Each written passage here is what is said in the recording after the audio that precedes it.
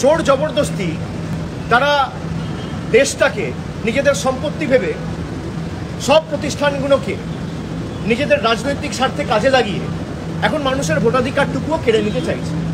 আমরা এটা করতে দেবো না। কালকের যেটা দেখেছেন আপনারা, এটা সবে শুরু।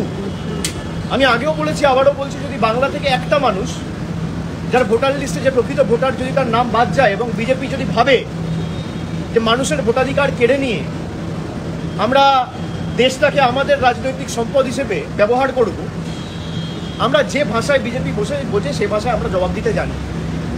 বাংলার একটা মানুষের যদি ভোটাধিকার কাড়ে তাহলে 1 লক্ষ মানুষ নিয়ে নির্বাচন কমিশন ঘিরব। বিজেপির কোনো নেতা বাঁচাবে না।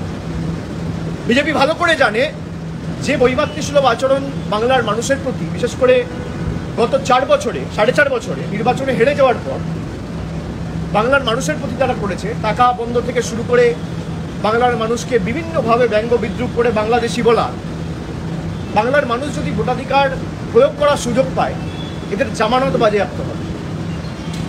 সুতরাং তারা আগে থেকে প্রস্তুতি নিচ্ছে।